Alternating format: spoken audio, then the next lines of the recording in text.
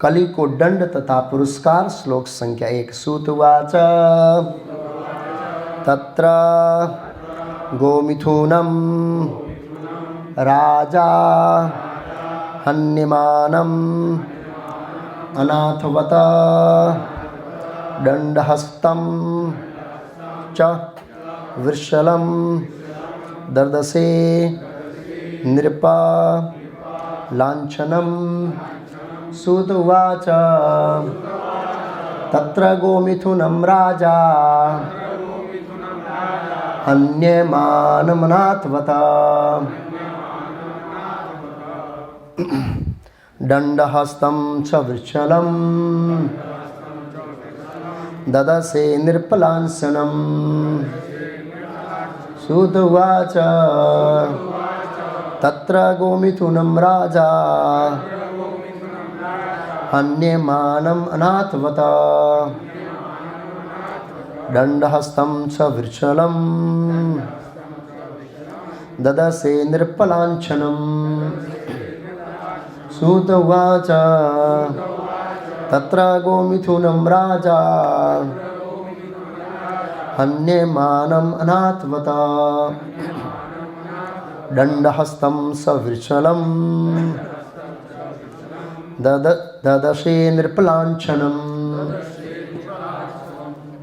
सूत उवाच तत्र गोमिथुनं राजा इधर था इधर अनाथवत दंडहस्तं च वृषलं ददसे नृपलांछनम्। सूत उवाच तत्र गोमिथुनं राजा हन्यमानम् अनाथवत दंडहस्तं च वृषलं दद्रेषु नृपालांछनम्। माताएं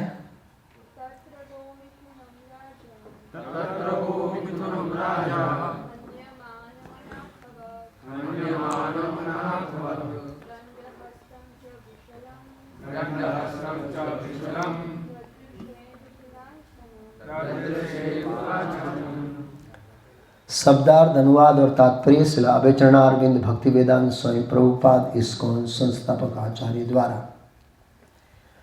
शब्दार्थ। सूत उवाच सुत गोस्वामी ने कहा तत्र वहाँ गोमिथुनम गाय तथा बैल को राजा राजा हन्यमानम मारे जाते हुए अनाथवित अपने मालिक से विलग हुए प्रतीत होने वाले दंडहस्तम हाथों में लट्ठा लिए च भी वृक्षलम निम्न जाति के शूद्रों को ददसे देखा नृपा राजा की तरह लांछनम वेश धारण किए हुए।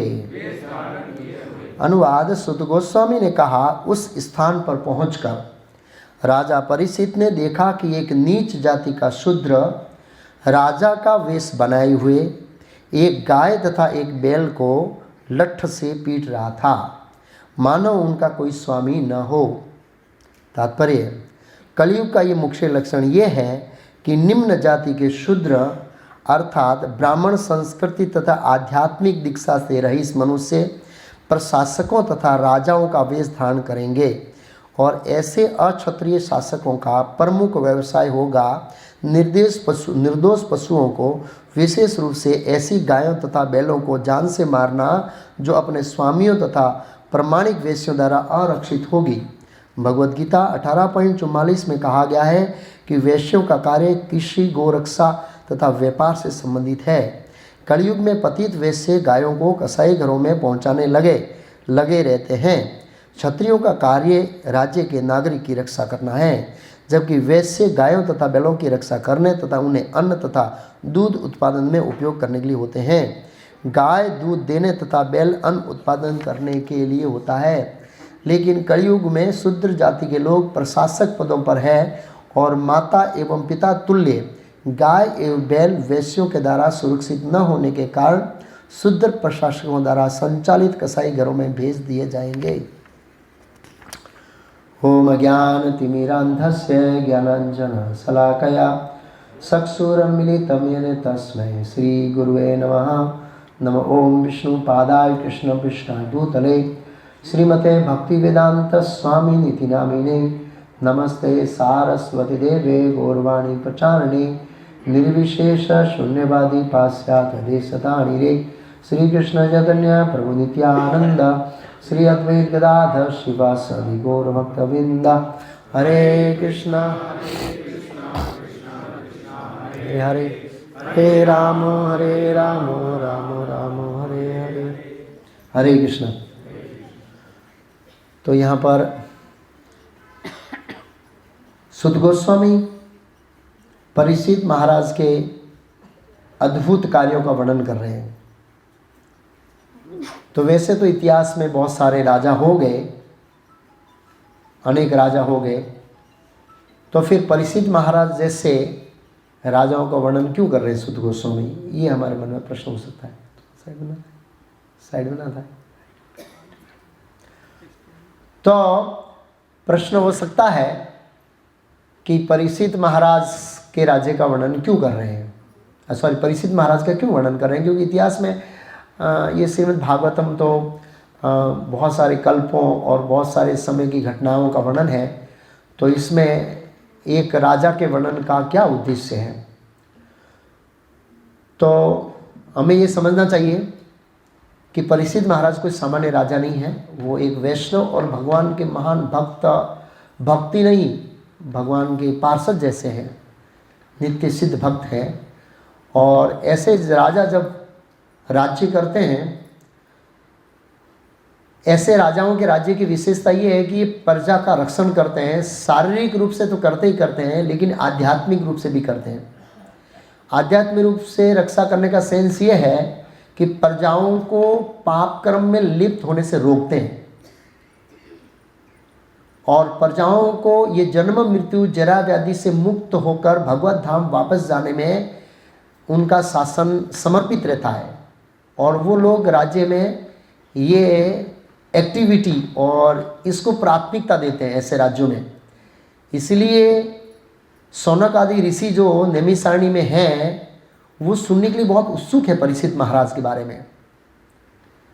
और नैमिषारण्य के ऋषि मुनि भी उनके प्रश्नों से लगता है उन्हें बहुत बारीकाई से प्रश्न किए हैं। हम भागवत के प्रथम स्कंद के प्रथम अध्याय में पढ़ेंगे तो 6 प्रश्न किए, बहुत बारीकाई, और समस्त मानव जात के कल्याण के लिए वो प्रश्न थे।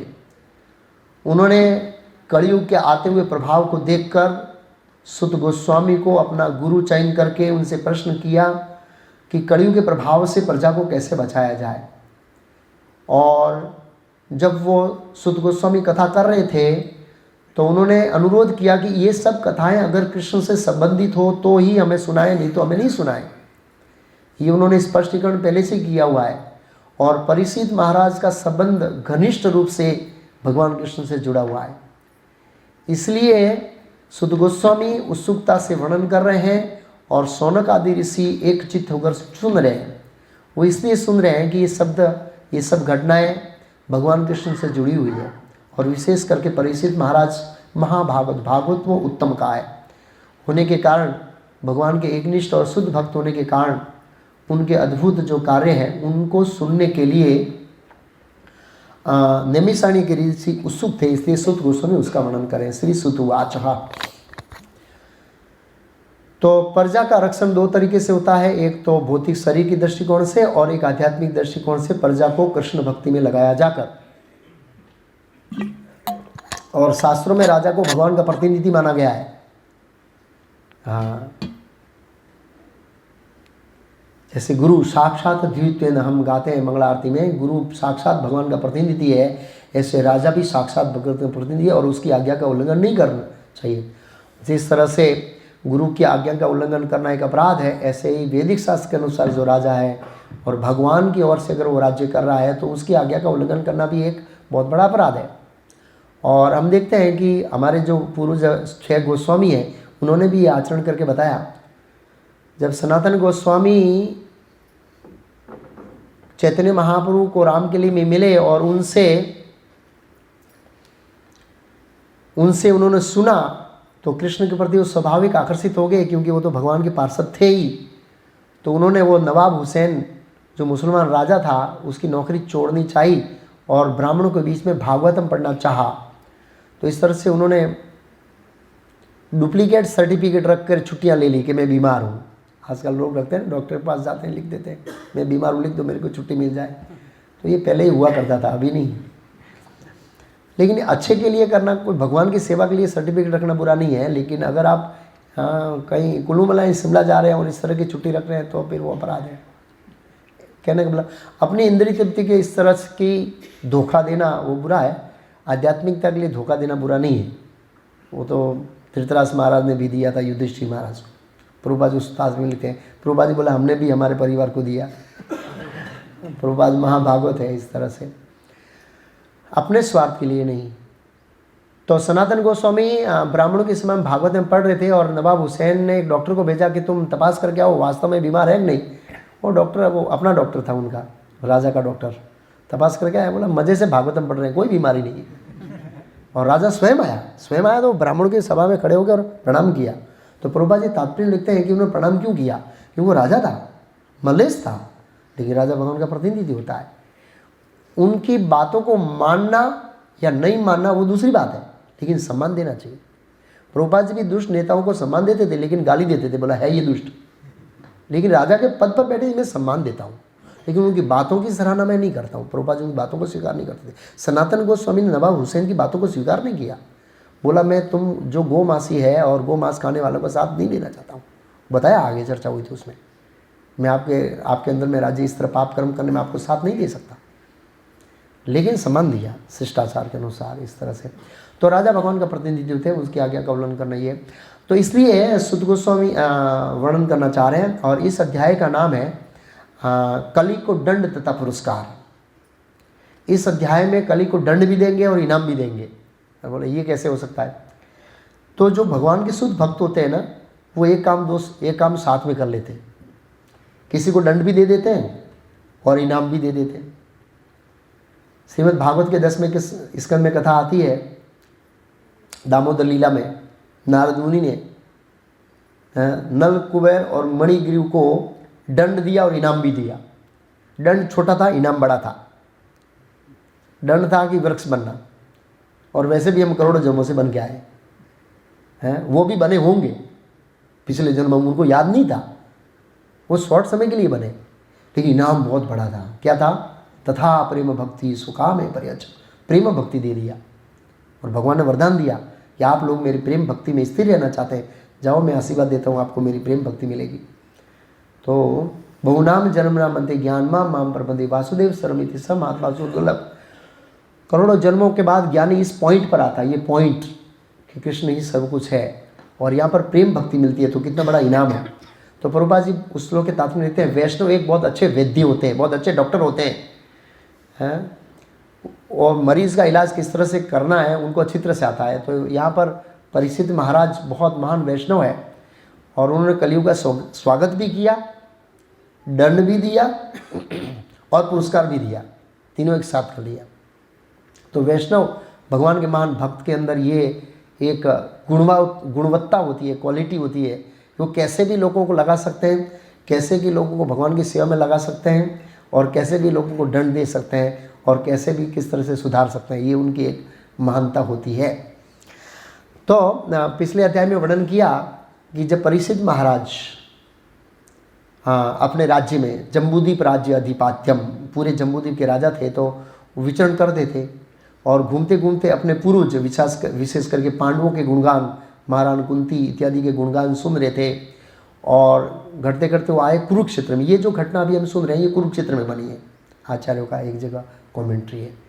पूर्व की ओर देखा, जहाँ पृथ्वी पर धर्म था पूर्व, इस पर बातों में संलग्न थे राजसी परीक्षित पूर्व की ओर से बहने वाली सरस्वती नदी के तट पर पहुंचे। पूर्व की ओर बहने वाली सरस्वती नदी के तट पर पहुंचे तो आचार्य ने इंडिकेशन किया कि ये घटना बनी है कुरुक्षेत्र में। अभी जिस घटना की बात कर रहे हैं वो कि धर्म रूपी बैल और गाय रूपी पृथ्वी ये दोनों संवाद में संलग्न थे कि परीक्षित महाराज अपने जम्बूद्वीप का निरीक्षण करते हुए पूर्व की ओर बहने वाली नदी के तट पर पहुँचे, अर्थात कुरुक्षेत्र। कुरुक्षेत्र में सरस्वती नदी बहती है ऐसे। जब वो वहाँ पर पहुँचे तो उन्होंने सीन देखा, एक दृश्य देखा। वो दृश्य कैसा था? श्री सुतवाच तत्र गोमिथुनम राजा हन्यमानम अनाथवतः दंडहस्तम सवृषलम ददस्य नृपशालम। वहाँ पर 3 व्यक्ति थे, मतलब 2 पशु थे, वो भी व्यक्ति है आत्मा के रूप में, और एक पुरुष था। और तीनों को उन्होंने अलग अलग दशा में देखे। 3 श्लोक वर्णन करेंगे। पहला उन्होंने कलयुग को देखा, वो क्या कर रहा था, उनकी स्थिति क्या थी, उनका ड्रेस क्या था। दूसरा उन्होंने बैल को देखा, उनकी स्थिति क्या थी, कलर क्या था, उसका बॉडी लैंग्वेज क्या था।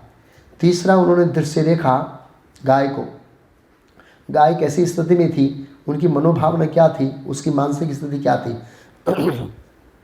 उनका वर्णन करेंगे उन्होंने। अब परीक्षित महाराज को सबसे पहले ये दृश्य देखकर, ये तीनों का दृश्य देखकर वो तो आश्चर्यचकित हो गए। तो प्रश्न होता है कि इसमें क्या आश्चर्य है भाई? अगर हम कहीं जा रहे हैं और कोई रोड पे गाय को मार रहे हैं तो आश्चर्य हमारे लिए? उनको कोई आश्चर्य नहीं, नॉर्मल है। परीक्षित महाराज को आश्चर्य हुआ। तो बताते हैं 3 आश्चर्य हुआ, एक आश्चर्य नहीं हुआ, 3 आश्चर्य हुआ है। पहला आश्चर्य परीक्षित महाराज को ये हुआ कि मेरे राज्य के अंदर 2 प्राणी बहुत दुखी अवस्था में है। दुखी की मतलब पराकाष्ठा की लेवल पे थे वो लोग, जहाँ पर यहाँ पर उनके बॉडी लैंग्वेज का वर्णन करेंगे तो पराकाष्ठा के लेवल पर दुखी थे। ये आश्चर्य हुआ। आज तक आगे बताएंगे वो, मेरे राज्य में किसी जीव को दुखी अवस्था में मैंने नहीं देखा है। ये उनको एक धक्का पहुंचाने वाला दृश्य देखा उन्होंने। और वो भी यहाँ लिखा है अनाथवत शब्द का प्रयोग किया है। अनाथ, पशु अनाथ होता है विशेष करके, वो अपनी स्वयं, जो लोग अनाथ उसको कहते हैं स्वयं रक्षा नहीं कर सकते। वैसे हम सब अनाथ हैं। कुंती महारानी कहती है कि आप चले जाएंगे तो हम अनाथ बन जाएंगे, ऐसे अपनी प्रार्थना में। तो वास्तव में जीव अनाथ ही है और भगवान के आश्रय में ही वो सनाथ हो सकता है। तो अनाथवत विशेष करके पशु, और ऐसी दशा में इतने दुखी, ये पहला उनका आश्रय था। दूसरा आश्रय ये था कि जो व्यक्ति गाय को मार रहा था, लठ शब्द का प्रयोग किया यहाँ पर, दंड हस्तम, हाथ में बूढ़ा लट्ठा था और गाय के पैर को पीट रहा था ऐसे, इस तरह से। वो व्यक्ति शूद्र था लेकिन ड्रेस राजा का पहना हुआ था। ये उनके राज्य में आश्रय हुआ कि राजा, वो आगे बताएंगे, राजा तो द्विज कहलाता है। द्विज मतलब उनको जनेऊ दिया जाता है। 3 वर्ग को द्विज कहा जाता है अगर उसको जनेऊ देते हैं। जनेऊ मीन्स वो संस्कार, ब्राह्मण, क्षत्रिय और वैश्य, शूद्र को संस्कार नहीं देते ये। तो इसलिए ये द्विज होकर भी इतना घृणित कार्य कर रहा है, और वो कर रहा है। आज तक मैंने ऐसा दृश्य देखा नहीं, सुना नहीं, सपने में भी नहीं सुना ऐसे। उनको आश्चर्य हुआ है। प्रभुपाद तात्पर्य में लिखते हैं इसका, कलयुग का मुख्य लक्षण यह है कि निम्न जाति के शुद्ध अर्थात ब्राह्मण संस्कृत आध्यात्मिक दीक्षा रहित मनुष्य राजाओं का वेश धारण करेंगे। किसका वेश धारण करेंगे? राजाओं का। और काम किसका करेंगे? शूद्र का करेंगे। ये एक कलयुग का मुख्य लक्षण है। प्रभुपाद जी हर 3 श्लोक आएंगे जो परीक्षित महाराज ने दृश्य देखा, तीनों में बोला ये कलयुग का दूसरा लक्षण, ये कलयुग का तीसरा लक्षण, ये कलयुग का प्रधान लक्षण। इस तरह से प्रभुपाद जी वर्णन करेंगे। एक राजा होते हुए एक अनाथ जीव को वो सजा मार रहा है, तो ये उनको धक्का लगा। तीसरा धक्का लगा कि ये हो कहाँ रहा है मेरे राज्य के अंदर। ये बहुत बड़ा आश्चर्य है। मेरे राज्य में ऐसी घटना तो कभी घटी नहीं और घट ही नहीं सकती। मेरे राज्य में अंदर ऐसी घटना घटना, ये बहुत बड़ा आश्चर्यजनक उनको डाला। महाभारत में वर्णन है कि जब माता द्रौपदी का वस्त्रण हुआ तो पितामह भीष्म और द्रोणाचार्य वो घटना घटने के बाद एक कक्ष में चले गए और आपस में एक दुख को बांटते हुए बोला, ऐसे वो कर रहे हैं कि आचार्य कि हमारे जीवन में भी ऐसा दृश्य हम देखेंगे, ये तो कभी हमने कल्पना भी नहीं की होगी। ऐसी चीज़ हम देख रहे हैं इस युग में, कैसे कौन से युग में जी रहे हैं ये भी हम ऐसे लग रहा है घोर कलयुग में जी रहे हैं। उनका ऐसा मनोभाव था डिस्कस करने का। अगर हम ऐसे बोलेंगे कि माँ बच्चे को जन्म देकर खा जाएगी तो हमको ऐसा, लेकिन 10-15 साल के बाद ऐसा नहीं होगा, आप चिंता मत करिए, वो आश्चर्य नहीं होगा आपको। अभी हो रहा है ना, चाइना में ये आश्चर्य नहीं हो रहा है। चाइना में वो गर्भ होता है 2 महीने 3 महीने का, वो बॉटल के अंदर बिकता है। चाइना में ये बात बोलूँगा वो कोई आश्चर्य नहीं है, नॉर्मल है। लेकिन हम यहाँ बोलेंगे हाँ ऐसे कैसे हो सकता है, तो आज से 50 साल पहले भी कोई ऐसे बोलेगा कि भाई तलाक हो गया किसी का, है ऐसे कैसे हो सकता, तलाक हो ही नहीं सकता। अभी थोड़े दिन पहले ही एक भक्त का फ़ोन आया था एक सर से जो मेरे अंडर में जुड़े हुए हैं, तो वहाँ पर किसी ने, एक भक्त के संबंधी ने आत्महत्या कर दिया।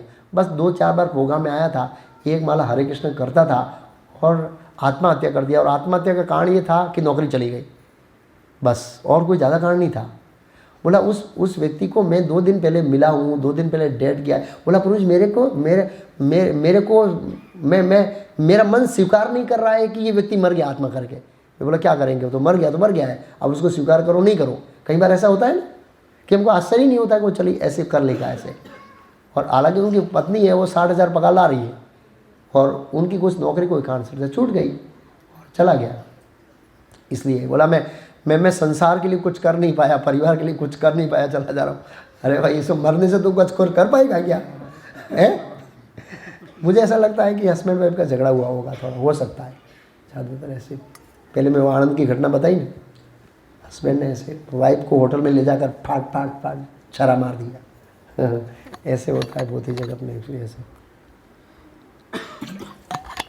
तो कलयुग में हमको ये नॉर्मल सामान्य इसलिए लगती है कि हम ये दृश्य देख रहे हैं, लेकिन आचार्य कहते हैं कि जो कथा सुन रहे थे शौनक आदि ऋषि वहाँ पर नैमिषारण्य में, वो बोले ये कैसे हो सकता है, कोई गाय को मारेगा क्या भला। उन्होंने आश्चर्य व्यक्त किया है, आचार्यों का कहना है आश्चर्य व्यक्त किया है। तो परीक्षित महाराज को तो आश्चर्य हुआ ही हुआ, लेकिन जो नैमिषारण्य के ऋषि मुनि हैं उनको भी आश्चर्य हुआ। तो परीक्षित महाराज को ये दृश्य देखकर आश्चर्य हुआ बहुत ऐसे। तो फिर वो दृश्य देखने के बाद चैलेंज किया। किसने चैलेंज किया? परीक्षित महाराज ने। किनको? कलयुग को चैलेंज किया। स्थिति देखने के बाद चैलेंज किया।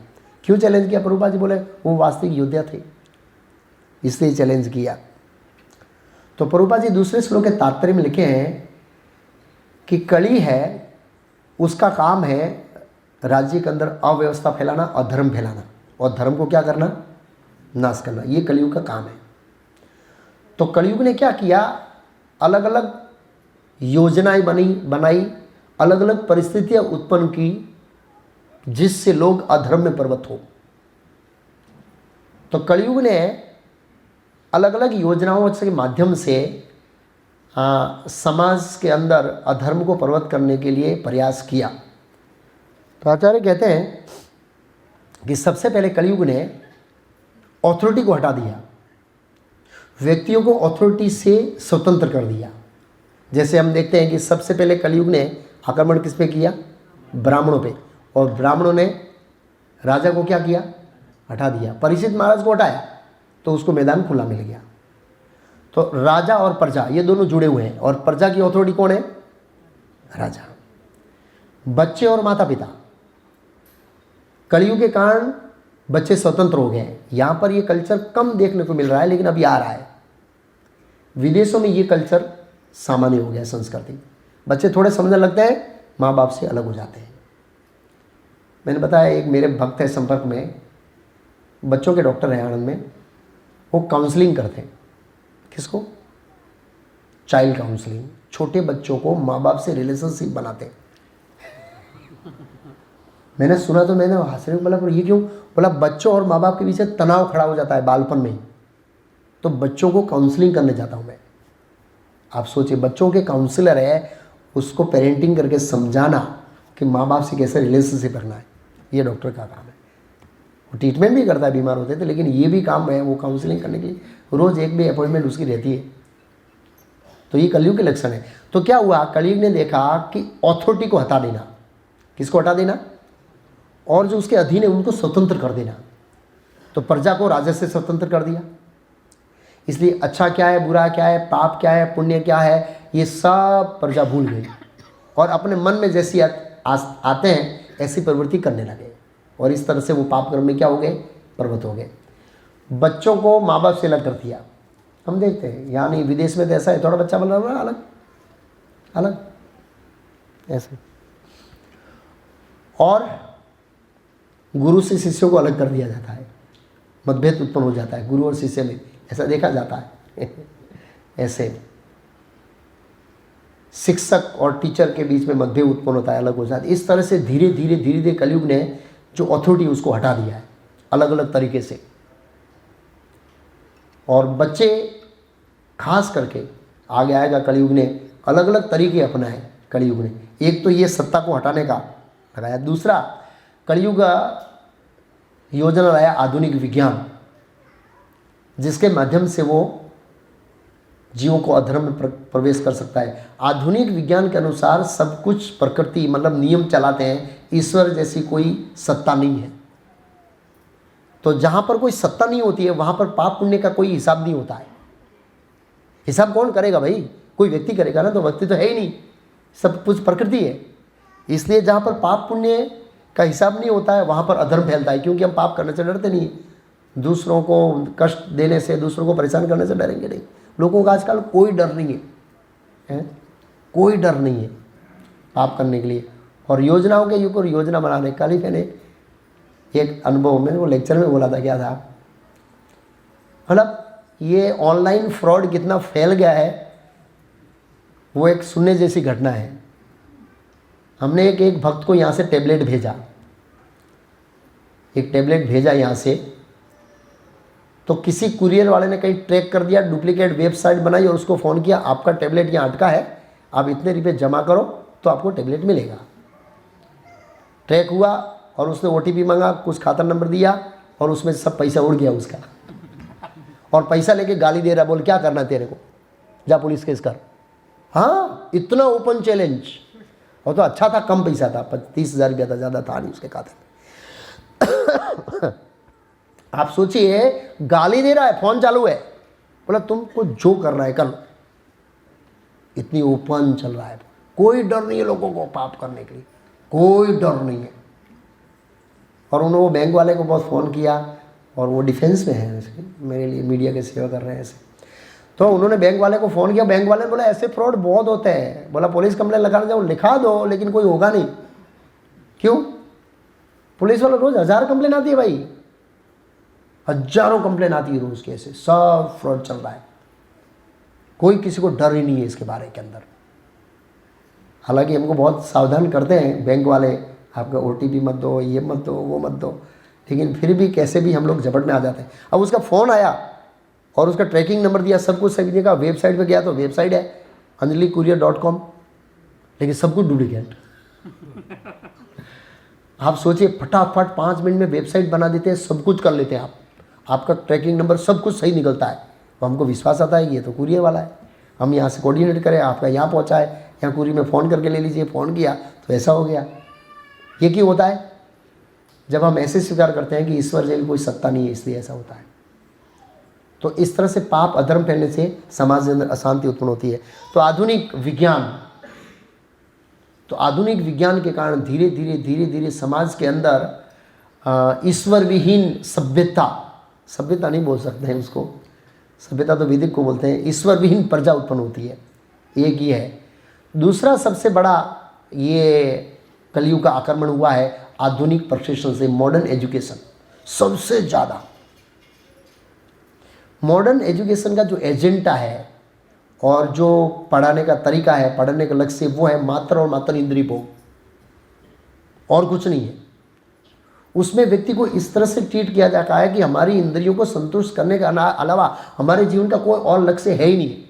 अब इस इंद्रियों को आप प्रामाणिकता से तृप्त करो या अप्रामाणिकता से करो, उससे कोई फर्क नहीं पड़ता है। और इस तरह से डार्विन थियरी, ये डार्विन थियरी क्या साबित करती है? जिस थियरी के अंदर भगवान प्रधान नहीं है वो सब थियरियां नास्तिक की ओर ले जाती है और वो अधर्म को फैलाने वाली है। कोई भी थियरी हो सर्जन की जिसमें भगवान प्रधान नहीं है, व्यक्ति नहीं है, व्यक्ति खास करके, वो सभी थियरियां है वो नास्तिकवाद की ओर ले जाती है और हमको अधर्म की ओर ले जाती है।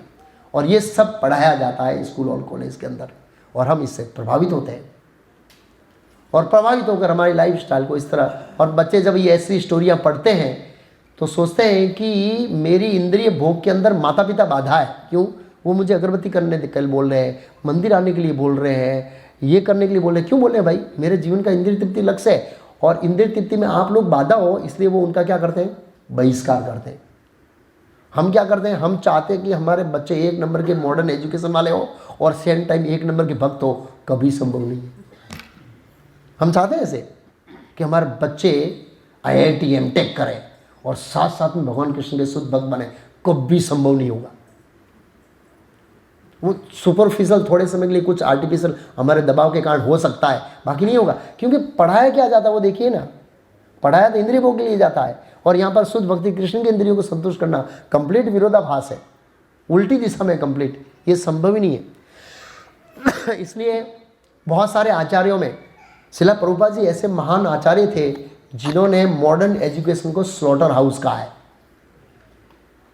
किसी भी साधु ने मॉडर्न एजुकेशन को स्लॉटर हाउस नहीं कहा है, क्योंकि हमारी जो कोमल चेतना है, कोमल भावनाएं हैं, उनको ये मॉडर्न शिक्षण है ये कुचल देता है। ये अंग्रेजों का द्वारा बनाया हुआ, नास्तिकों का द्वारा बनाया हुआ शिक्षण है और इस तरह से कलयुग ने प्रभाव किया, इस तरह से आधुनिक शिक्षण से। और फिर राज सत्ता के माध्यम से, जैसे कि प्रभुपाद जी ने श्लोक के तात्पर्य में लिखा, कलयुग का ये मेन लक्षण है कि कलयुग के अंदर लोग ड्रेस पहनेंगे राजा का, काम करेंगे शूद्र का। राजा का प्रधान कार्य है कि प्रजा को धर्म की ओर मोड़ना, उसकी जगह आधुनिक जो राज सत्ता है वो सभी प्रजाओं को इंद्रिय भोग करने के लिए खूब लालायित करती है। कई बार कहीं धर्म की झलक दिखी, ओ ये तो अच्छा है, ऐसे करते हैं, ये करते हैं, वो करते हैं, धार्मिक लग रहे हैं, लेकिन वो उसके पीछे कुछ धार्मिकता कार्य करते भी हैं आधुनिक राजा, उसके पीछे मोटिव क्या है? कुछ न कुछ अपना मोटिव होगा। अगर वो शुद्ध भक्त नहीं है तो शुद्ध भक्ति ऐसा है बिना मोटिव के कुछ कार्य कर सकता है। तो राज सत्ता की ओर से डायरेक्टली इनडायरेक्टली बहुत सारे इंद्रिय भोगों को प्रोत्साहन मिलता है और जहाँ पर इंद्रिय भोग प्रधान होता है वहाँ कलयुग का प्रभाव होता है। प्रभुपाद जी के शूद्र वेश में राजा ऐसे। फिर कलयुग ने प्रभाव आक्रमण किया धर्म के ऊपर। सिनेमा हम देखते हैं, बहुत सारे लोग मूवी बनाते हैं, ओ माय गॉड, ऐसे बहुत सारे मूवीज़ है। वो आमिर खान की एक मूवी है, क्या है वो, रेडियो लेके खड़ा है, कुछ का नाम भूल गया, पीके और बिना पीके ऐसे पीके। तो ये सब मूवियों के माध्यम से क्या समझाना चाहते हैं बताया आपको? क्या संदेश है उसमें? ईश्वर जैसी कोई चीज़ नहीं है। जितनी भी सीरियल्स आती है धार्मिक, वो भी देखने योग्य नहीं है, याद रखना। क्यों? जब कोई शुद्ध भक्त उसके अंदर एक्टिंग न करता हो तो उसका प्रभाव हमेशा हमारे ऊपर क्या फैलेगा? नेगेटिव। कहीं ना कहीं उसमें नेगेटिवता है, सिद्धांत के अंदर है, आचरण के अंदर है, बहुत सारी है। कई बार लोगों को ये तो धार्मिक सीरियल है, महाभारत ऐसा है, ये ऐसा है, नहीं, कहीं ना कहीं गड़बड़ है, कहीं ना कहीं नास्तिकवाद वहाँ पर घुसा हुआ है जो हमारे मन को क्या करेगा? प्रभावित करेगा। मीडिया बहुत बड़ा प्लेटफॉर्म है नास्तिकवाद को फैलाने का, बहुत बड़ा प्लेटफॉर्म है।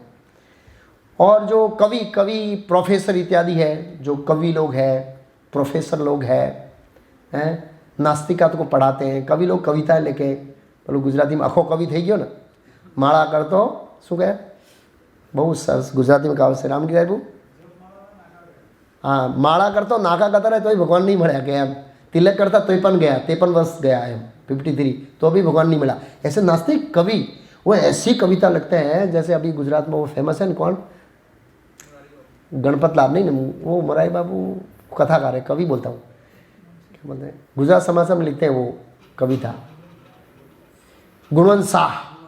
हाँ, तो ऐसे होते हैं, लिखने में बहुत ऐसा वाक्य रचना बनाते हैं ना, व्यक्ति को मोहित कर देते हैं, लेकिन उसमें 100% नास्तिकवाद भरा रहता है। तो ऐसे कविता पढ़ने में सावधान रहना चाहिए, ऐसे सीरियल से सावधान रहना चाहिए तो शुद्ध भक्ति जिसमें एक्टिंग ना की हो, ऐसे इस तरह से कवि, मीडिया, टीवी सीरियल से सभी जो धार्मिकता में आती है वो एक सिस्टमेटिक कलयुग का प्लान है कि किस तरह धर्म, बैल रूपी धर्म के ऊपर क्या किया जाए, प्रभाव।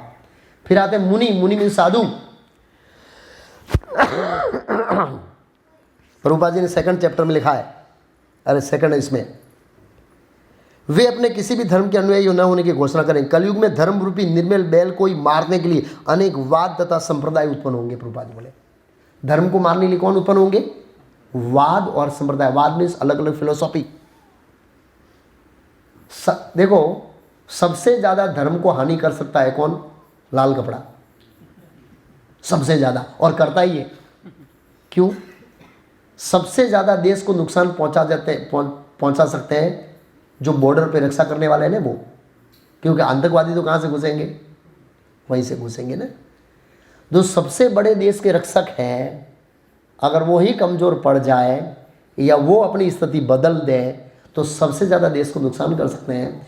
ऐसे ही सबसे ज़्यादा लाल कपड़े वाले धर्म को नुकसान करते हैं, नास्तिकवाद लेके आ जाते हैं।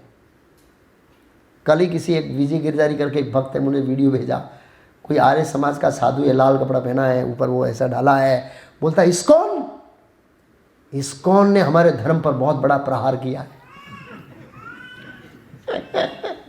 अरे आप सुनेंगे ना, हे भगवान।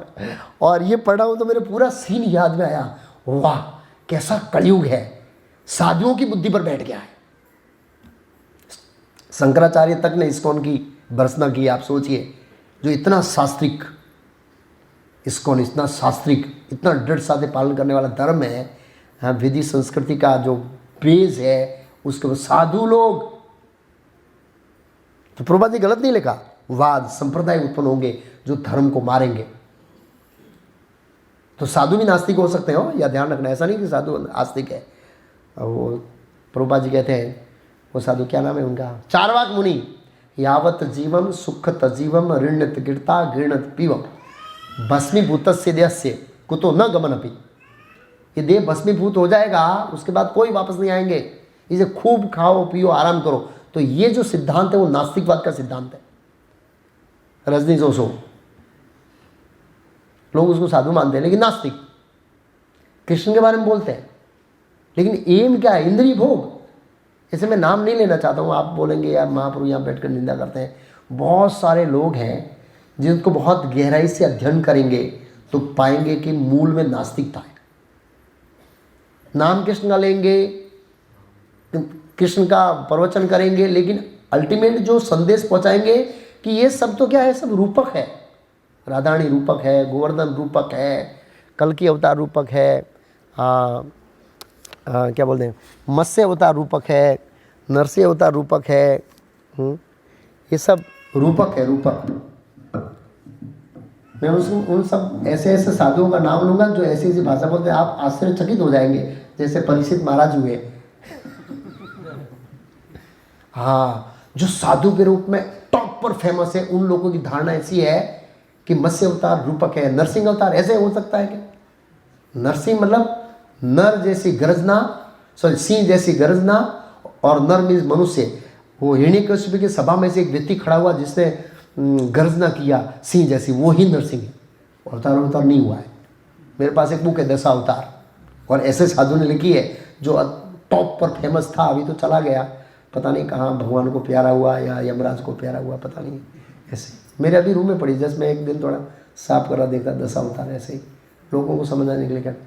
तो इसलिए हमें बहुत सटीकता से जानना पड़ेगा, नहीं तो कलयुग इस तरह से नास्तिकवाद के रूप में भी हमारे ऊपर प्रहार कर सकता है धर्म के ऊपर। तो इस तरह से अलग अलग रूपों के अंदर कलयुग ने धर्म के ऊपर समय समय के अंतर ऊपर क्या किया है, प्रहार किया है। राज धर्म के माध्यम से, मीडिया के माध्यम से, विज्ञान के माध्यम से, साधुओं के माध्यम से। प्रभुपाद बोले इसमें ऐसे कलयुग में धर्म रूपी निर्बल बैल को मारने के लिए अनेक वाद तथा संप्रदाय उत्पन्न होंगे। अनेक वाद और अनेक संप्रदाय समाज के अंदर। हर व्यक्ति आता है अपना नया सिद्धांत लेके आता है। कोई बोलता है कृष्ण आधा निराकार है, कोई बोलता है 16 साल तक कृष्ण अच्छा है, 16 साल के बाद कृष्ण बिगड़ गया।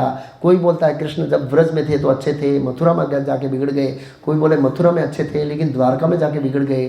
मतलब ऐसे ऐसे कॉन्सेप्ट लाते हैं, ऐसे ऐसे तत्व ज्ञान लाते हैं जिसकी हम कोई कल्पना नहीं कर सकते हैं। लेकिन श्रील प्रभुपाद जी है जिन्होंने हमने बहुत हर कुछ सब कुछ स्पष्ट रूप से दिया है। तो इस तरह से नास्तिक साधु धर्म के नाश करने पर ऐसे स्वाभाविक रूप है। जब समाज में अधर्म प्रधान होता है तो समाज के अंदर भय, अशांति, तनाव, निराशावादी, फ्रस्ट्रेशन, ये सब आते हैं। ये हमारे अंदर आते हैं। हम देखते हैं समाज में ऐसा होता है। हम देख रहे हैं समाज के अंदर ऐसा होता है। लोग अपनी स्थिति से असंतुष्ट नहीं है, निराशावादी है, भय के अंदर है, असुरक्षा का अनुभव कर रहे हैं। तो जब हम ऐसे होते तो कलयुग फिर बोलता अरे अरे अरे मेरे पास बहुत अच्छा समाधान है। तुम कहाँ जा रहे हो भाई? मेरे पास समाधान है। कलयुग बहुत अच्छा समाधान लाता है। कलयुग बोलता है चल भाई दमन चल, सब तेरी समस्या का समाधान हो जाएगा। मजाक नहीं कर रहा हूँ मैं। जाते हैं लोग दमन में, बहुत जाते हैं, बहुत जाते हैं। मतलब आप सोच नहीं सकते। मतलब नशा कलयुग ने दिया। क्या दिया? नशा। इस तरह से फिर कलयुग बोला अब तुम डिस्टर्ब हो गया ना, कोई चिंता नहीं है, संडे छुट्टी है ना, आज फिल्म देखने चल, माइंड बहुत फ्रेश हो जाएगा, चल। इस तरह से करोड़ों सालों से लोग फिल्म देख रहे हैं, फिर भी उनकी परिस्थिति सुधरती। फिर नया आया क्रिकेट, मतलब अलग अलग रमत गमत ऑप्शन दिया कलयुग ने। देखते हैं लोग संडे को, आप देखिए लोग फ्रेश होने के लिए इन सब चीज़ों का सहारा लेते हैं। हम लोग सोचते हैं कब संडे आए और कब ऐसे। मैं नहीं आया था इस्कॉन में, मैं भी ऐसा था, हम सब ऐसे ही थे और इन सब चीज़ों का सहारा लेते हैं क्योंकि कलयुग का सॉल्यूशन है। आचार्यों का सॉल्यूशन नहीं है। आचार्यों को सॉल्यूशन बाद में बताएंगे। कलयुग का सॉल्यूशन, कलयुग को बोले आप ये स्थिति आ रही है ना, मेरे पास सॉल्यूशन है। नशा है, मांसाहार है, जुआ है, मूवीज़ है, रमत गमत है, बहुत सारे अनलिमिटेड मनोरंजन के साधन बनाए समाज में। थोड़े दिन पहले मैं और राम गिरधारीपुर बड़ौदा गए थे, आजवा निमेटा घूमने, लेकिन नहीं हो हमको। उनके एक मित्र है, वो आर्किटेक्ट है, वो आजवा निमेटा में बहुत बड़ा वो है, क्या बोले हैं, हाँ क्या म्यूजियम है। कितना बड़ा है पता है? 7.5 एकड़।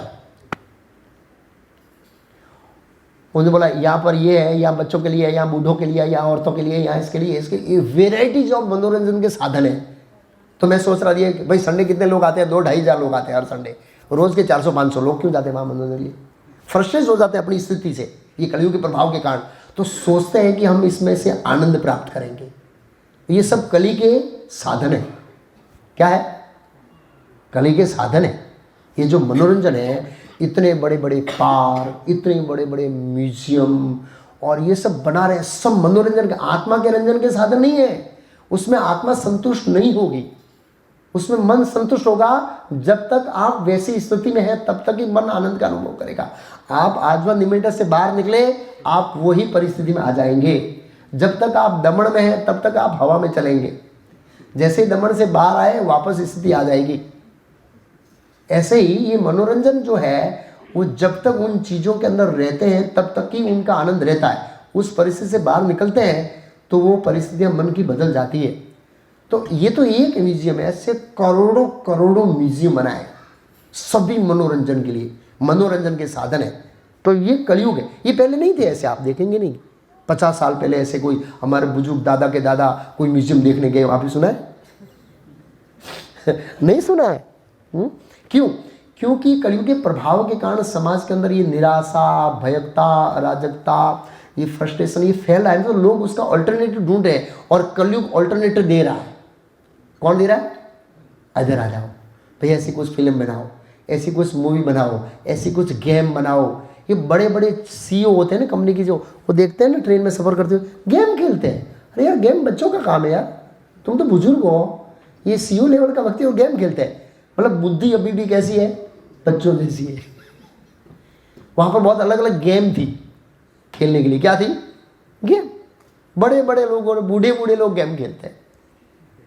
तो कहने का मतलब है कलयुग ने इसका सॉल्यूशन निकाला, लेकिन इन सॉल्यूशन के बाद भी व्यक्ति संतुष्ट नहीं है और न ही वो समस्या से क्या निकल रहा है, बाहर निकल रहा है, बल्कि उनकी समस्या दिन प्रतिदिन बढ़ रही है। इससे लोग तो आत्महत्या करते हैं, ऐसे आत्महत्या करते हैं। तो क्या सॉल्यूशन है? तो सॉल्यूशन प्रभुपाद जी यहाँ पर लिखते हैं। हाँ, हमने बैल की और गाय की स्थिति बता देता हूँ। जो परीक्षित महाराज ने कलयुग की स्थिति तो देखी कि राजा का ड्रेस बनाए हुए शूद्र था और गाय को मारा था। बैल की स्थिति क्या थी? बैल इतना ध्वल में सफ़ेद था कि जैसे श्वेत कमल हो। वह उस शूद्र से अत्यधिक भयभीत था। उस शूद्र से राजा भयभीत था। क्यों भयभीत था? कारण उसको मार रहा था वो। जो उसे मार रहा था वह इतना डरा हुआ था कि एक पैर पर लड़ता, वो डरा हुआ था ऐसे। सबसे पहले उसके एक पैर थे। कितने पैर थे? 3 पैर तो कलयुग ने काट दिए। एक पैर पर खड़ा था, उस पैर पर वो मार रहा था और वो लड़खड़ा रहा था और भयभीत था, थरथरा और पेशाब कर रहा था। ये दृश्य परीक्षित महाराज ने देखा तो परीक्षित महाराज कांप गए कि ऐसी अवस्था भी कोई बैल की कर सकता है मेरे राज्य में। ये उनको आश्चर्य था। गाय की क्या दशा थी? यद्यपि गाय उपयोगी है क्योंकि उससे धर्म प्राप्त किया जा सकता है, किंतु अब वह लीन तथा बछड़े से रहित हो गई है। प्रभुपाद जी बोले ये कलयुग का लक्षण है। अंदर तात्व में लोग दूध निकालने के लिए, इकोनॉमिक डेवलपमेंट करने के लिए गाय का दूध निकाल तो आर्टिफिशियल इंजेक्शन देते हैं गाय को, पता, और थोड़ा बछड़े को नजीक लाते हैं, जैसे दूध आना शुरू होता है बछड़े को घसीट देते हैं। ये पाप है बहुत बड़ा, ये पाप, ये कलयुग का लक्षण है। अगर हम भी ऐसा करते हैं तो कलयुग का लक्षण है। गाय को देखकर बछड़े माँ को वात्सल्य भाव आता है, इसके कारण उसके स्तन में दूध आता है और हम उसको दूर कर देते हैं। है ओह, अरे मेरे को हंसा रहा है। कलयुग ये इससे संतुष्ट नहीं था। किससे? कि गाय को बछड़े से दूर करके भी दूध निकाला। कलयुग ने एक बुद्धि दिया वैज्ञानिकों को। मैं और Saroj Sagarpur VR means virtual reality के हेडसेट ढूंढ रहे थे। तो एक नई टेक्नोलॉजी, गाय को VR चश्मा पहनाया जाता है वर्चुअल, और उसके अंदर बछड़ा आता है सामने से और गाय देखती है, तुरंत दूध आ जाता है। बछड़े को नजीक लाने की जरूरत नहीं, वो चश्मे देती है गाय और उसको घास सब हरा हरा दिखता है। रियली मैंने उनको देखा, ओ माय गॉड, कलयुग कहाँ तक पहुँच गया। वर्चुअल वो सेट आता है ना, महंगा था, 50-60 हज़ार का आता है नॉर्मल। तो वो पहनाया और गाय बड़े मज़े से खा रही है, ऐसे हंस रही है। मतलब उसके अंदर क्या, उन्होंने बछड़े बना दिए बहुत सारे, तो गाय को ऐसा लग रहा है और वो एकदम नज़दीक लगता है। VR हेडसेट पहनेंगे ना तो दूर बैठे एकदम नज़दीक आ जाएगी और ऐसे आप चाट सकते हैं। वो सब अंदर टेक्नोलॉजी उन्होंने डाली, तो गाय को ऐसा लगता है ये मेरे बछड़े मेरे चाट रहे हैं। वो वाछड़ बछड़े वहाँ है ही नहीं और गाय फुल दूध निकाल रहे हैं और उसको घास डाला है सूखा, लेकिन बाहर बता रहा है ग्रीन। देखो कलयुग किस तरह से लोगों की बुद्धि भ्रमित कर रहा है, कहाँ तक कैसा हो रहा है, सोच नहीं सकते। लोगों की बुद्धि कहाँ दौड़ती है, यहाँ तक भी लोगों की बुद्धि दौड़ेगी, ऐसा कभी सोचा था कि VR चश्मा पहनाकर गाय को इमोशनली ब्लैकमेल करके उसका दूध निकाला जाए। ऐसा सुध गोस्वामी ने उसने बोला होता तो ऋषि मुनि बोलेंगे सुध गोस्वामी पागल हो गए। रियली ऐसी स्थिति है भौतिक जगत के अंदर है।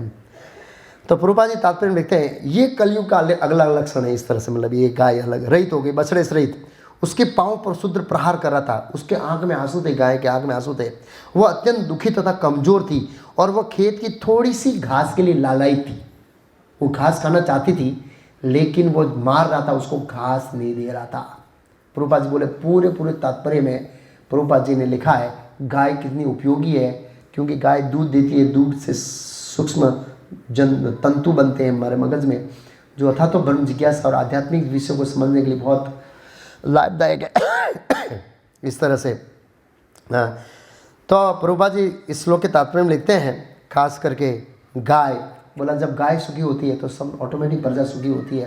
लेकिन कलयुग में इस तरह से गाय बछड़ों के अलग कर दिया जाएगा, उसको घास नहीं दिया जाएगा, दूध देना बंद कर देगी तो कत्ल खाने भेजे जाएगी, और गाय को पता लग जाता है ये मेरा मालिक है, स्वार्थी है, इसलिए वो दूध नहीं देती। अगर मालिक के ऊपर गाय को पूर्ण विश्वास आ जाए कि मैं दूध नहीं दूंगी तभी मेरी रक्षा करेगा, तो इतना दूध देगी कि बछड़े बिनाने के बाद भी बहुत। पहले ऐसे चलते थे घर, कितना दूध दे देते ऐसे। और श्रीमद् भागवत में पहले स्कंद में जानते हैं, पहले स्कंद में सॉरी ये इसी स्कंद में कि वो परीक्षित महाराज युधिष्ठिर महाराज के राज्य में गाय ऐसे चलती थी तो गोचर गीला हो जाता था। क्या गीला हो जाता? गोचर। इस तरह से इतनी गायें दूध देती थी, प्रभुपाद जी ने लिखा।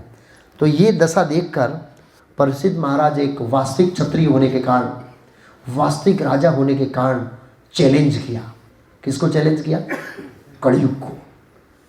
तो ऐसे ही ये जो कलयुग का प्रभाव दिन प्रतिदिन बढ़ रहा है, इस तरह से टेक्नोलॉजी के माध्यम से, साइंस के माध्यम से, मीडिया के माध्यम से, मूवी के माध्यम से। मैंने देखा ये ओ माई गॉड मूवी आई तो भक्तों को कितने सारे ड्रामा करके मूवी बनानी पड़ी लोगों को माइंड कन्विंस करने के लिए ये गलत है।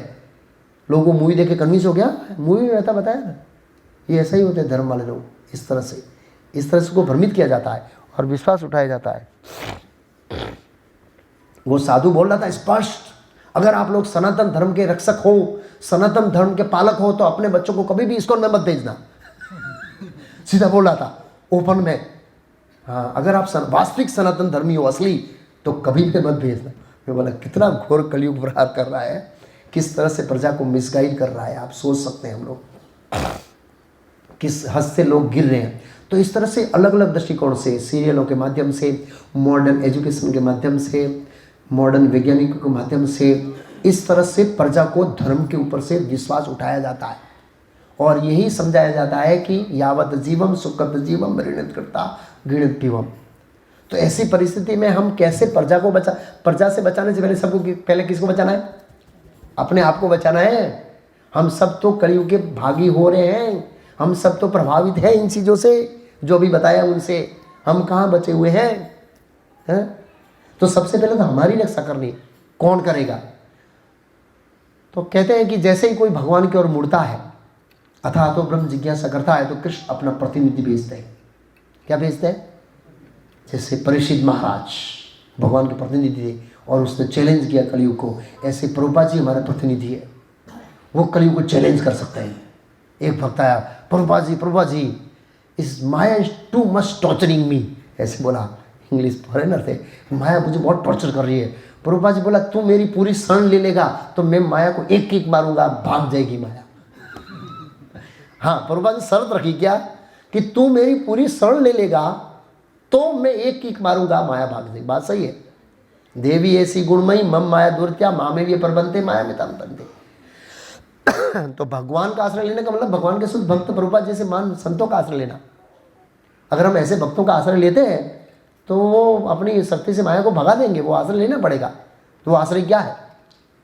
ऐसे आके प्रभुपाद जी बोले, प्रभुपाद जी सर्वधर्मान पर से आ गया आपके आश्रय में, मारिए, मेरे पीछे माया आ रही, किक मारिए।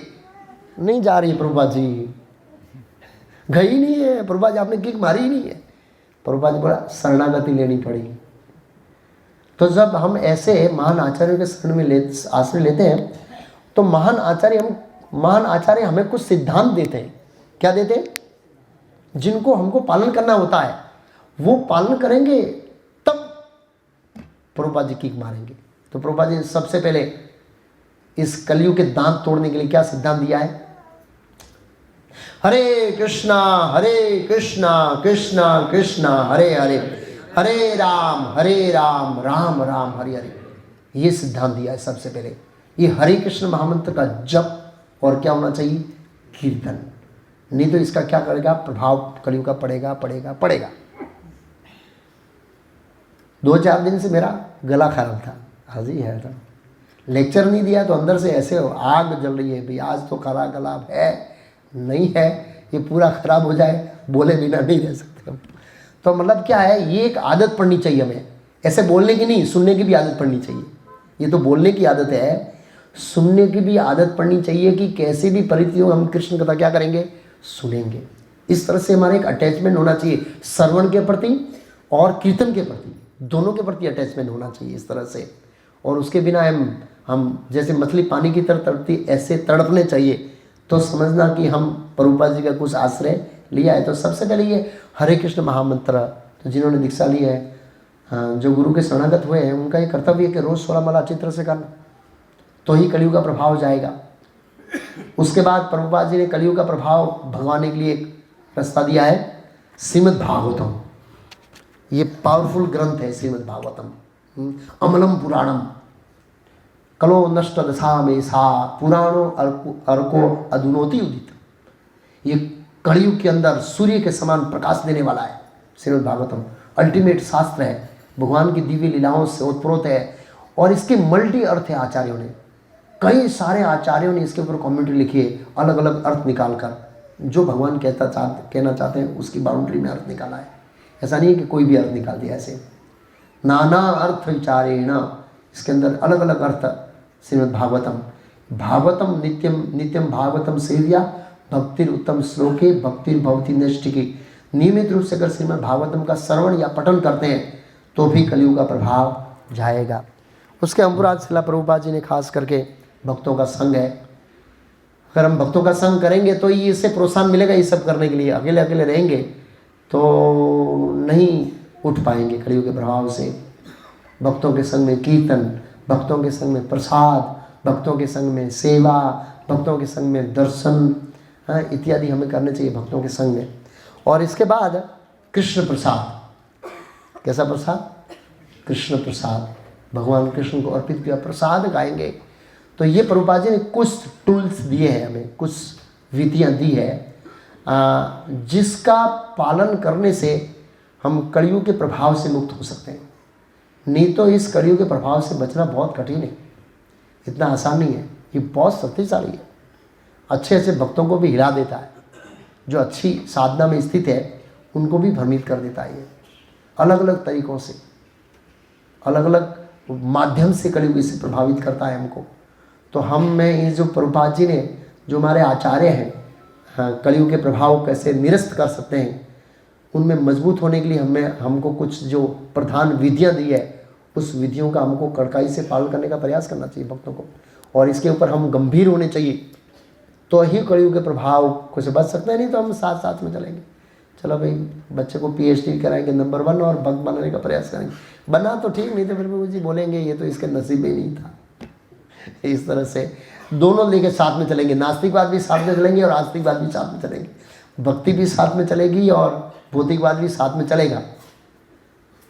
कुछ हद तक ठीक है, लेकिन आगे भक्ति में आगे बढ़ने के लिए है तो फिर उसको शुद्ध भक्ति के अंतर्गत सबको मोड़ना पड़ेगा। इसलिए से तो परीक्षित महाराज ने क्या किया? चैलेंज किया कलयुग को। ऐसे आचार्य चैलेंज करते हैं। प्रभुपाद तात्पर्य लिखते हैं भगवान के शुद्ध भक्त होने के कारण उन्होंने चैलेंज किया। क्या चैलेंज किया? प्रपच्छर्त आरूढ़ कार्त प्रछंदितम मेघ गंभीर्या वाचा समारोधि कामुकः।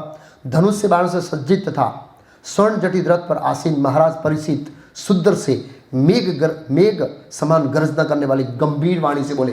बहुत गंभीर थे, इसलिए उनकी वाणी मेघ गर्ज, जो मेघ की गर्जना होती है ना, मेघ गर्जन करता है तो सामने वाले का हृदय धड़कता है, उसे डर लगता है।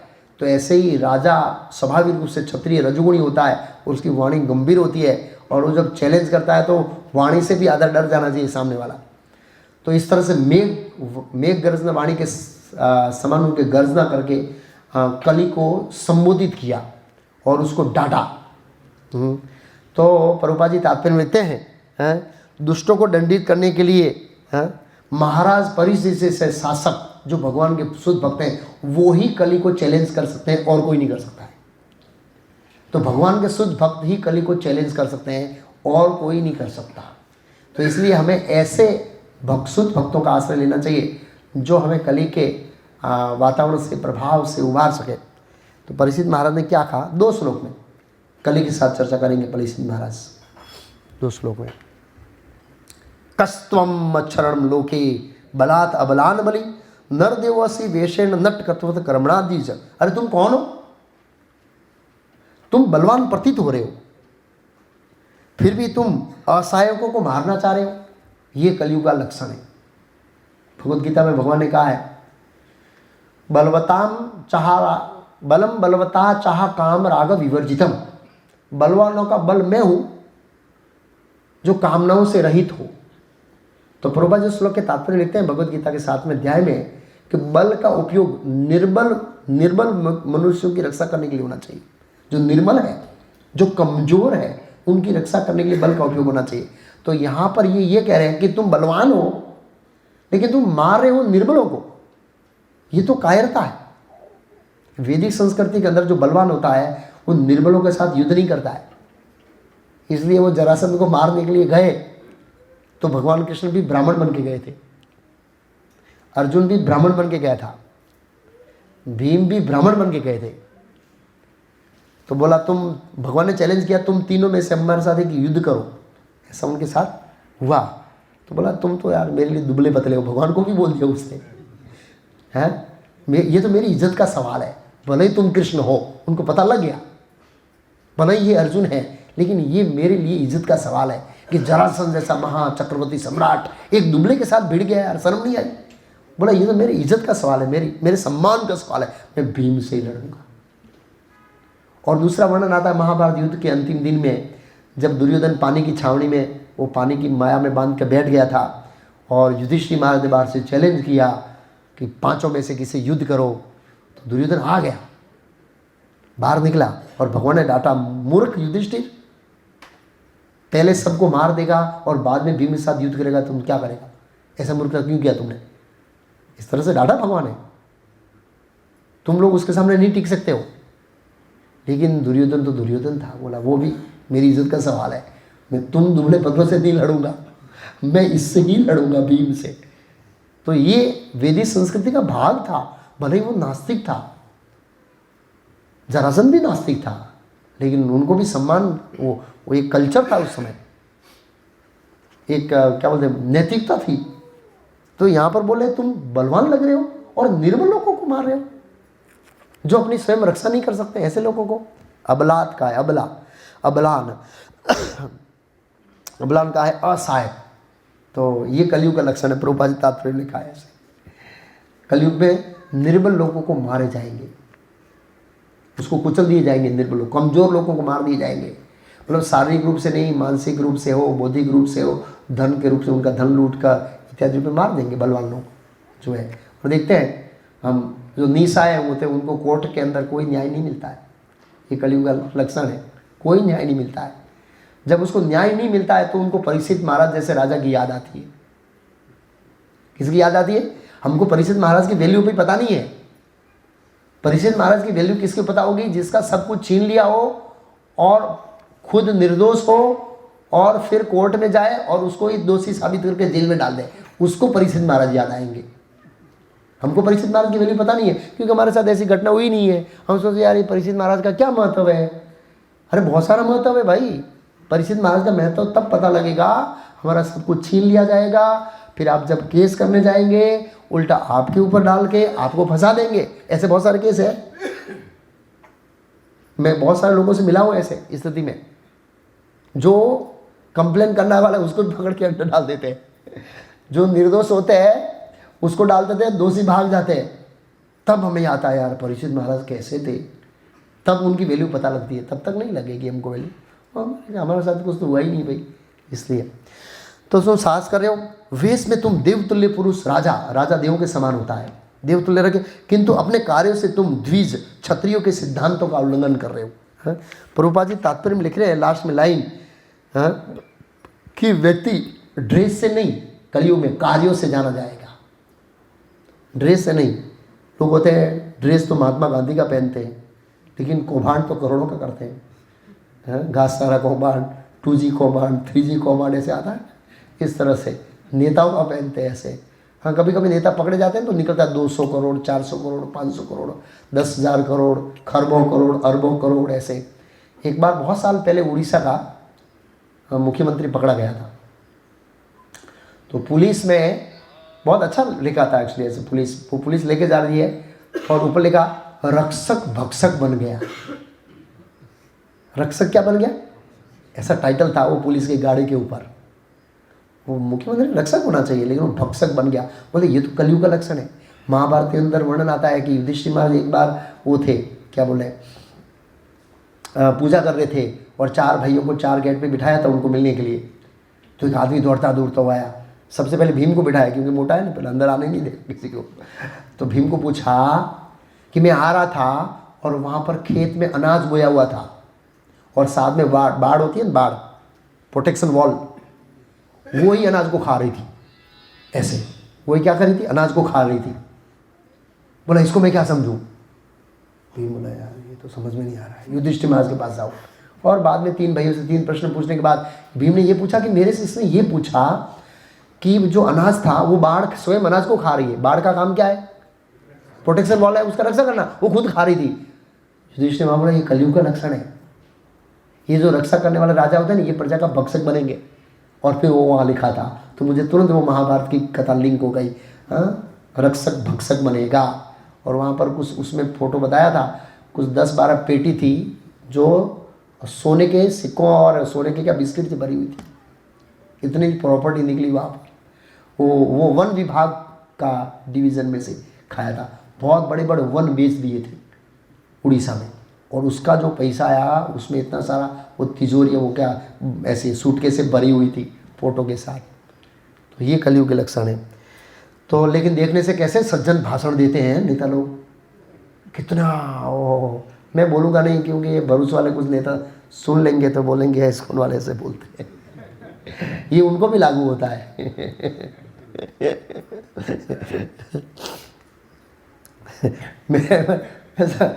मैं मिलता हूँ तो मुझे बहुत ये आश्चर्यजनक होता है, कैसे बोलते हैं और कितना एक्टिंग करते हैं। ऐसे लगते हैं कि हमारे एकदम हितैषी है, अभी रोड बन जाएगा, पिछला कल ही काम शुरू हो जाएगा। लेकिन 5 साल हो गया है वो भूमि पूजन के, वो भाषण देने वाला भी रिटायर्ड हो गया, दूसरा भाषण देने वाला है वो भी भाषण दिया, फिर भी कुछ नहीं हुआ।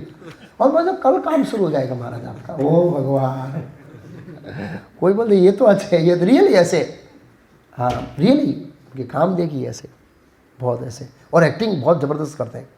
इसलिए समाज की दशा बहुत ख़राब है, कलयुग का प्रभाव है इस तरह से। हाँ, तो प्रभुपाद लिख रहे हैं काम से, कार्य से आप व्यक्ति को पहचान सकते हैं, ड्रेस से नहीं। आजकल लोग वैसे राजा की ड्रेस पहन सकते हैं, लेकिन राजा के गुण होने चाहिए, वो गुण नहीं है इस तरह से। तो फिर क्या, अरे धूर्त यस्तम कृष्णे गते दूर स गांडी धनवा सोच्यान सोच्यान राशि प्रहंद वर्धनमासी। अरे धूर्त, तुम क्या इस निर्दोष गाय को मारने का दुस्साहस इसलिए कर रहे हो कि कृष्ण और अर्जुन दृष्टि से दूर हो गए। क्या शब्द का प्रयोग किया है? दृष्टि से दूर हो गए। वो अभी भौतिक जगत में हमारी दृष्टि से दूर हो गए, इसलिए तुम साहस कर रहे हैं कि जो धर्म के पालक हैं ऐसे। अर्जुन दृष्टि से, चूंकि तुम निर्दोष को एकांत में मार रहे हो, अतः तुम अपराधी हो और वध जाने के लिए योग्य हो, वध कर जाने के लिए योग्य हो। प्रभुपाद जी बोलते हैं जिस देश में ईश्वर को भगा दिया हो, ईश्वर को भगाने का मतलब क्या है भाई? जो राजा है वो नेता ईश्वर को ही नहीं मानता है तो वो भगा दिया हो गया ना। जिस सभ्यता में ईश्वर को देश निकाल दे दिया हो, देश निकाल में हम ईश्वर को मानेंगे नहीं। प्रभुपाद जी बोले कलयुग में ज़्यादातर धर्म निरपेक्ष राज्य होंगे। धर्म निरपेक्ष मतलब हम किसी को भी नहीं मानते, कोई धर्म को नहीं मानते, क्योंकि एक मान गया तो दूसरा आएगा, तीसरा आएगा, विवाद खड़ा होगा, इसलिए हम किसी को नहीं माने। धर्म निरपेक्ष राज्य। हाँ, तो निकाल दीजिए। और जहाँ अर्जुन जैसा भक्त योद्धा न हो वहाँ कलयुग के संगी कानून विहीन राज्य का लाभ उठाकर एकांत में कसाई घर चलाएंगे। कानून का लाभ उठाकर, किसका लाभ उठाकर? कानून की आड़ में धर्म का विनाश करेंगे। और हम देख रहे हैं ज़्यादातर कानून की आड़ में लेकर ये सिस्टमेटिक धर्म का विनाश हो रहा है, अलग अलग माध्यमों को बनाकर। माध्यम बनाने की चीज़ें अलग अलग है, लेकिन है सब कानून के आड़ में। और कानून चाहता है तो इससे रोक सकता है। कानून के पास ये सत्ता है। जो अधर्म करने वाले हैं और अधर्म को नाश करने वाले हैं, धर्म का नाश करने वाले हैं, उन सबको कानून रोक सकता है। सब कुछ सत्ता के हाथ में। हम देखते हैं बौद्ध धर्म का इतना फैलाव क्यों हुआ? क्यों हुआ पता है? हाँ, सम्राट अशोक ने बौद्ध धर्म को स्वीकार कर लिया और फिर हावी हो गया ऊपर, भाई कंपल्सरी फॉलो करना ही है। इस तरह से राजा के कारण बौद्ध धर्म फैल गया था। तो इस तरह राजा है वो प्रजा को इस तरह से बचा सकता है, लेकिन जब राजा ही साथ दे रहा है तो प्रजा तो फिर इस तरह भी चलेगी। बड़ा सूक्ष्म है। ऐसे पशु हत्यारे महाराज परिचय से पवित्र राजा द्वारा मृत्युदंड दिए जाने के पात्र है। जो अपराधी एकांत में पशु का वध करता है पवित्र राजा द्वारा, उसी तरह मृत्युदंड पाने का आदी होते हैं जिस तरह एकांत में अबोध बालक का वध करने वाला हत्यारा। तो ये सब तो अभी हत्या ये सब कॉमन हो गया, इसका तो कोई दंड मिलना नहीं मिलना कोई मतलब नहीं है। कोई पुलिस केस करना, कोई कंप्लेन करना, इतना कोई मतलब नहीं रह गया है समाज के अंदर इस तरह से। तो सारांश ये है कि ये पूरा डायलॉग का कि हमें इस कलयुग के वातावरण से जो दिन प्रतिदिन बढ़ रहा है, सबसे पहले तो हमको बचाना है और हमको बचाकर क्या करना है, दूसरों को भी बचाना है। जैसे चैतन्य महाप्रभु क्या यार है, देखो तारे का कृष्ण उपदेश, मारा आ गया गुरु तार देश। ये राजा लोग तो काम नहीं कर रहे हैं, कम से कम हम तो कर सकते हैं। हमको तो थोड़ा ज्ञान मिला है प्रभुपाद जी की ओर से कि ये पाप है, ये पुण्य है, ये जन्म है, ये मृत्यु है, ये जरा है, व्याधि है, और एक मानवता क्या है, एक मानव का कर्तव्य क्या है। ये सब शिक्षा है, मूल्यवान शिक्षा है जो गुरु परंपरा के माध्यम से श्रील प्रभुपाद जी ने हमें दी है। और हम एक महान ब्रह्म मध्व गौड़ीय संप्रदाय के अंतर्गत आते हैं, तो हमें सबसे पहले अपनी ओर से अपना रक्षा करने के लिए जो आचार्यों ने संसाधन दिए हैं, हरे कृष्ण महामंत्र की जप करना, मॉर्निंग प्रोग्राम श्रील प्रभुपाद जी ने विशेष रूप से दिया है, हाँ, दीक्षित भक्तों के लिए और नए भक्तों के लिए भी, उसको गंभीरता से पालन करना, ग्रंथों का अध्ययन करना, कृष्ण प्रसाद खाना, हाँ, भक्तों के साथ मिलकर प्रेममयी कृष्ण की सेवा करना इत्यादि में हमें जितना हो सके उतना ज़्यादा संलग्न रहना चाहिए। इससे ये कलयुग का प्रभाव कम होगा, और जब कलयुग का प्रभाव कम होगा तो हमको दूसरों को भी इस कलयुग के प्रभाव से हमको बचाने के लिए क्या करना चाहिए, प्रयास करना चाहिए। मानवता है, वैष्णव जन रहते हैं कि ये पीड़ पर ही जाने रहे। वैष्णव उनको कहते हैं जो दूसरों को दुख को जानते हैं। हमारे दूसरों को भौतिक दुख नहीं देखना है, आध्यात्मिक दुख देखना है। आध्यात्मिक दुख ये है कि हम आध्यात्मिक दृष्टिकोण से सब कुछ भगवान कृष्ण के अंश है, और अंश होने के कारण हम नित्य भगवान कृष्ण के संग में ही प्रसन्न रह सकते हैं। हमारी वास्तविक स्थिति भगवान के साथ गोलोक धाम में है। ये सिद्धांत को ध्यान में रखते हुए हमें प्रचार करना चाहिए और लोगों को ये सही मार्ग पर निस्वार्थ भाव से उपदेश देना चाहिए, तब ये लोग बच पाएंगे। नहीं तो दिन प्रतिदिन कलयुग लोगों को ऐसे झपट में ले रहा है, ऐसे झपट में ले रहा है, हाँ, कि हम देखते देखते लोग हाथ में निकलते जा रहे हैं। कई बार देखते देखते भक्त लोग भी हाथ में निकलते जा रहे हैं। भक्ति में आते हैं अच्छा खाचे और हाथ में से निकल जाते हैं। क्यों? कलयुग का प्रभाव उसको पकड़ लेता है, और अच्छी तरह से भक्तों को पकड़ा नहीं रखा गया तो हम देखते हैं कितने लोग आते हैं कृष्ण भक्ति में, कितने लोग चले जाते हैं। कलयुग पकड़ लेता है, तैयार बैठा है। बहुत सारी एजेंसियाँ काम कर रही है, एकदम प्रोफेशनल एजेंसी काम कर रही है, हाई फाई। हमारे पास इतनी टेक्नोलॉजी नहीं है, माया के पास इतनी टेक्नोलॉजी है पकड़ने के लिए जीवों को। इतने इतने प्रकार के यंत्र बनाए हैं, इतने इतने प्रकार के सिस्टम बनाए हैं, इतने इतने प्रकार के मनोरंजन के साधन बनाए हैं, इतने इतने प्रकार के जीवों को एंगेजमेंट करने के लिए प्रोपेगेंडा कर रही है माया, जिसकी कोई कल्पना नहीं कर सकते। और उसके सामने हम लोग कुछ भी नहीं है। लेकिन फिर भी अगर हम भगवान के संरक्षण में हैं तो बहुत सारा परिवर्तन कर सकते हैं। प्रभुपाद जी लिखते हैं, रामायण के अंदर वर्णन आता है कि रावण से युद्ध करने के लिए बंदरों के पास कोई विशेष अस्त्र शस्त्र नहीं थे, ऐसा ब्रह्मास्त्र, दिव्यास्त्र, वरुणास्त्र, शस्त्र ये नहीं थे। लेकिन रावण के सभी सैनिकों के पास एक से एक आधुनिक शस्त्र थे, लेकिन फिर भी भगवान राम की विजय हुई। क्यों? बंदर तो पत्थर उठा के फेंक देते, तेरा ब्रह्मास्त्र है या दिव्यास्त्र है, जो भी है तो है, और राम का नाम लेके फोड़ देते ना तो कहीं पर डायबिट हो जाता था बहुत। हाँ, भगवान के राम में शक्ति थी कहने वाला। प्रभुपाद जी वो राम के आश्रित थे, इसलिए वो विजय हो पाए। हालांकि हम माया के सामने चिंगारी है, कुछ भी नहीं है। माया के सामने माया बहुत शक्तिशाली है, लेकिन हम प्रभुपाद जी जैसे महान वैष्णव के आश्रम में उनके मार्गदर्शन में रहकर हम माया के साथ लड़ने का प्रयास करेंगे तो हम जीतेंगे, और दूसरों को भी जीतने में क्या करेंगे, मदद करेंगे। लेकिन उसके लिए हमें ये व्यवहारिक रूप से प्रभुपाद जी ने जो फॉर्मूला दिया है वो हमें पकड़ना पड़ेगा। तो इस तरह से परीक्षित महाराज ने ये कली को चैलेंज दिया है। अब परीक्षित महाराज अगले श्लोकों में गाय से और बैल से बात करेंगे। अगले श्लोकों में श्लोक संख्या 7-8 में 6 श्लोक आज हमने लिए, जिनमें कलयुग से बात किया उन्होंने और गाय की दशा को देखा, और आगे गाय से बात करेंगे। तुम्हारी इस दशा का कारण कौन है? गाय को पूछेंगे, बैल को पूछेंगे। मैं उसको पकड़ना चाहता हूँ और मैं उसको दंड देना चाहता हूँ कि जिसने तुम्हारी दशा ऐसे कर दी है। तो आगे हम चर्चा करेंगे कि भी गाय की और बैल की दशा किसने की? हमने की है, नेताओं ने की है, वैज्ञानिकों ने की है, कि तत्वज्ञानियों ने की है, किसने की ऐसी दशा, वो आगे वर्णन आएगा। हरे कृष्णा। किसी का कोई प्रश्न है तो ले सकते हैं। थोड़ा प्रश्न उत्तर। हाँ प्रभु। प्रभु आपने तो बताया कि अगर आज के समय में बच्चों को कृष्ण भावनामृत देते हैं और एमटेक बीटेक भी कराते हैं, हाँ तो वो नहीं हो पाएगा। तो ऐसी सिचुएशन में भौतिक जीवन में रहते हुए कैसे मतलब कराएं, या उन्हें बीटेक एमटेक कराएं नहीं कराएं, क्या गाइडेंस रहेगा? उसमें क्या प्रभु, एक है सिद्धांत, एक है व्यवहारिकता। अगर सिद्धांत के दृष्टिकोण से देखा जाए और कृष्ण के ऊपर फेथ है तो ये एमटेक बीटेक तो अभी आया प्रभु। पहले भी लोग धनी व्यक्ति थे, अमीर लोग थे, ठाट माट के साथ रहते थे, एक पॉइंट थे। तो वैदिक संस्कृति में कुछ गरीब लोग नहीं थे। हम कई बार ऐसे सोचते हैं कि वैदिक संस्कृति गरीब लोग नहीं, बहुत अभी हम गरीब हैं। क्यों? सबके ऊपर लोन चल रही है। एमटेक वाले के ऊपर लोन चल रही है, बीटेक वाले के ऊपर लोन चल रही है। वो करोड़पति, वो भी लोन लेके बैठा फैक्ट्री चला रहा है। वो देखते हैं हम लोग ना, तो ये तो गरीब हो गए ना, पहले धनी लोग थे। तो सिद्धांत ये है कि कई बार क्या बच्चे भी कंफ्यूज होंगे, आप इस तरह से पैसा कर रहे हैं, वो इस तरह पढ़ रहे हैं, मन में तो कंफ्यूज है ही बच्चे। कई बार बोल देते हैं, बुद्धिशाली होते हैं, नहीं बुद्धिशाली तो नहीं बोलते हैं ऐसे इस तरह से, लेकिन वो दुविधा के कारण समर्पित नहीं कर रहे हैं। अगर पुण्य कर्म उसका अच्छा है, बैकअप अच्छा है, तो कई बार वो शुद्ध भक्त बन भी सकता है ऐसी परिस्थिति में, लेकिन बहुत कम बनते हैं वो, ऐसे देखा जाता है। तो उसमें क्या है, सबसे पहले हमारा फेथ कितना है भगवान के ऊपर, इसके ऊपर निर्भर करेगा। अगर हमारे ऊपर कृष्ण के ऊपर पूर्ण फेथ है तो कोई प्रॉब्लम नहीं, और फेथ नहीं है तो फिर व्यवहारिकता जाना पड़ेगा। ठीक है, कम से कम पढ़ाओ, लेकिन साथ साथ में क्या बनाओ, भक्त बनाओ। वो सेकंड ऑप्शन है।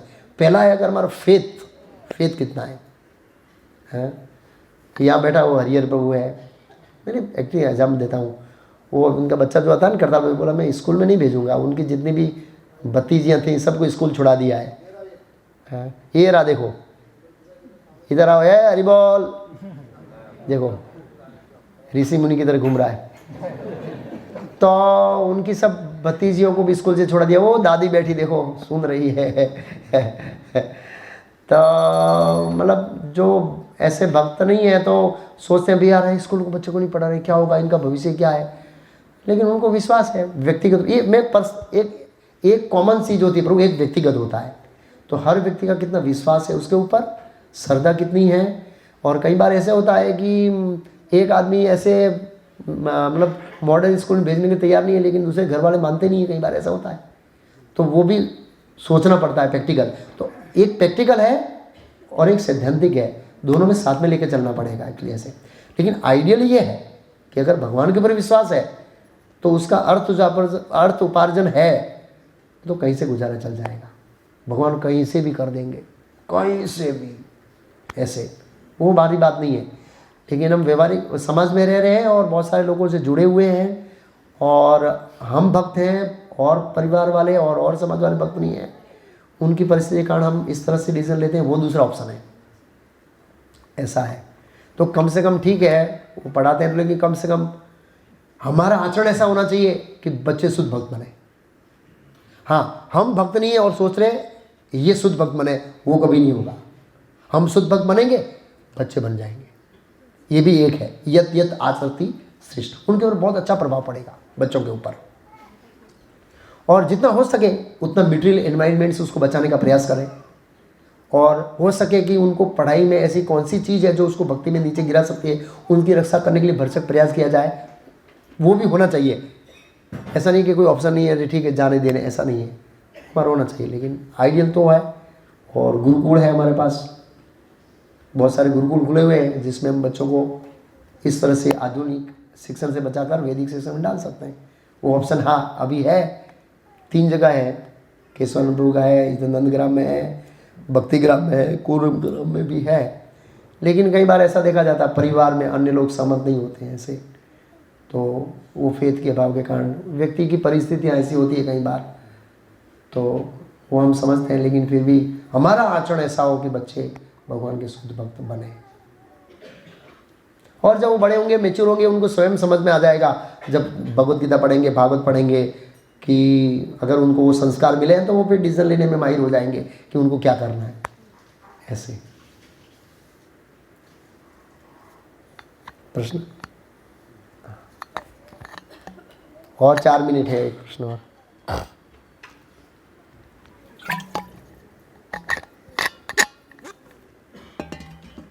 जब राजा परीक्षित थे हाँ। तो इतना कलयुग चलते था, 5,500 साल हो गए, तो इतना है, तो आगे कितना मतलब क्या होगा? हो। तो परीक्षित का प्रश्न ये है कि जब परीक्षित महाराज था तो कलयुग इतना आगे बढ़ रहा था और अभी इतना आगे बढ़ रहा, आगे क्या होगा? बहुत खराब होगा प्रभु, बहुत खराब। मतलब मैं बोला ना, वो ऋषि मुनि तो चौंके कि ऐसा भी होगा, मतलब गाय के पैर काटने के रिलेट और ऐसे। और युधिष्ठिर महाराज वो सब अपसकन अदृश्य रूप में, सूक्ष्म रूप में देखे, जो पृथ्वी पर अभी घटित नहीं हुई घटना देखी, वो सब। और आगे हम देख रहे हैं समाज की स्थिति क्या है, हम देख रहे हैं ऐसे बहुत खराब होगी, बहुत खराब। मानवता जैसा कुछ रहेगा ही नहीं, ज़्यादातर पशु ही हो जाएंगे। अभी ऐसा ही है, मानवता जैसा कहाँ है? अभी समाज के अंदर मानवता कहाँ है? एक दूसरे को धोखा देना, दूसरे जीव की स्थिति न समझना, समस्या न समझना, सब स्वतंत्र हो रहे हैं धीरे धीरे एक दूसरे से। एक सत्ता से हम निकले, किसी सत्ता के अंडर में निकल रहे हैं। प्रजा राजा से निकल रही है, बच्चे परिवार मतलब माता पिता से निकल रहे हैं, पत्नी पति से स्वतंत्र हो रही है, हाँ, शिष्य गुरु से स्वतंत्र हो रहे हैं। तो ये कलयुग का लक्षण है। और वो जैसे जैसे स्वतंत्र होता जाएगा और कलयुग उसको नोचते जाएंगे इस तरह से, ऐसे मतलब उनको तो बढ़ेगा प्रभाव, बहुत बढ़ेगा, कल्पना नहीं कर सकते इतना बढ़ेगा।